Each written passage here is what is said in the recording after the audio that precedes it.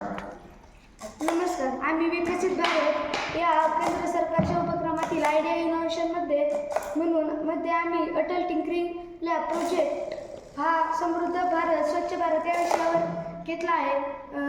एखाद्या वेळेस काय होते की शहरांमध्ये बिझनेसमध्ये खूप वेळा कचरा होतो, त्यामुळे विविध आजार पसरतात. जसे आम्ही हा स्मार्ट गार्बेज कलेक्टर बनवला आहे. हे आजार टाळण्यासाठी याचे कंपोनंट्स अल्ट्रासॉनिक सेन्सर, सर्वो मोटर, आर्डिनो